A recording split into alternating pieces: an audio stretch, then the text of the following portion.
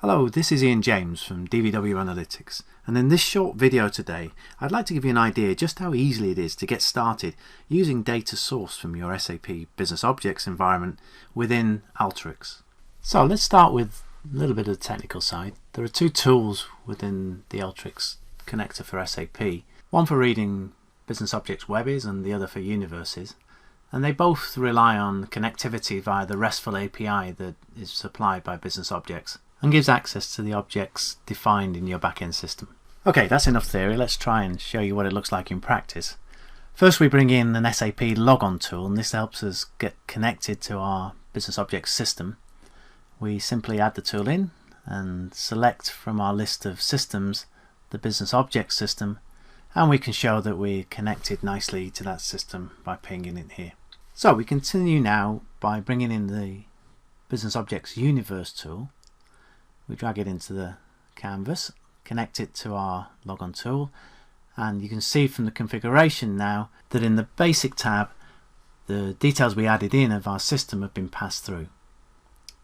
If we go now to the parameters, we can search for the universe from our backend system. You can see they're listed here. We're going to use the fashion universe, so we say OK, and the metadata for that universe is then pulled through. We can see the measures and all the dimensions, and we can select which particular dimensions we want to see in our output. So we can select whichever dimensions we want. Some of these, such as SKU number, for instance, if we open here, have maybe a label associated with them, and of course we can also select some measures, and these will all be displayed in the output. And that's it. So all we need to do now is to right click on the output anchor here. We select a browse tool so we can view the output, and let's run this very simple workflow to get started extracting data from BusinessObjects. You see the data quickly comes back, and we can see if we view in the browse tool that it's nicely formatted in a table format and ready to use with other tools in Alteryx. Now that's a quick start for pulling data from BusinessObjects, but let's show you a couple more of the functionalities that are available with the tools. Firstly, we can add additional filters by right-clicking on a particular dimension and selecting which filters we'd like to see. We can see that they're displayed as per the backend system. We can select singles, or we can select maybe from a list or other operators.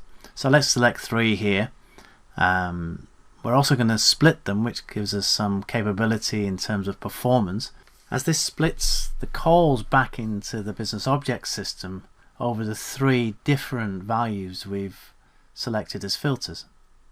So now when we run the workflow, that runs quickly, and we'll see that if we look in the browse tool that the values now shown are obviously restricted to the filters we've chosen, and each one of those filters represents actually a different call back to the backend system, which can be really useful when we have big volumes of data to extract.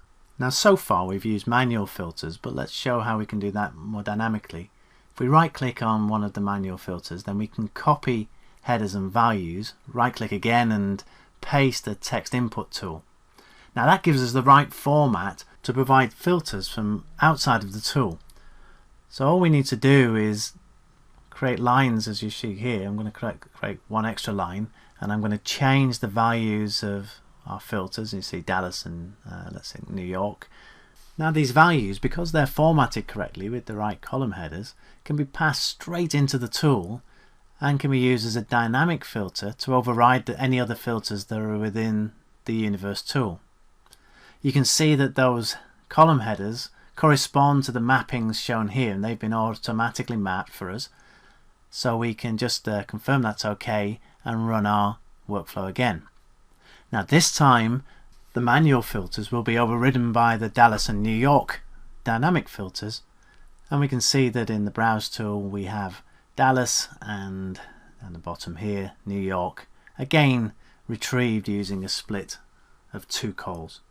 So that was the Universe tool, but equally we could use the Webby tool to the same effect really.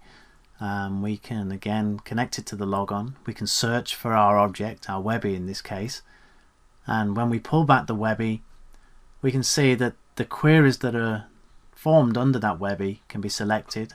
We choose query 4 here, the metadata is retrieved, and again we've got our dimensions which we can select, and our measures which will all be included in our output.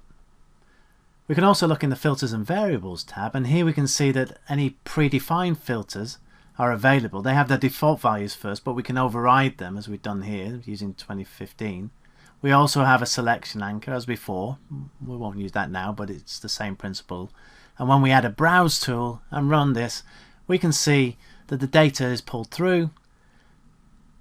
Not so many records here, just 183, but we can see in the browse tool here that again it's formatted nicely for us in a tabular form and ready to use with other Alteryx tools.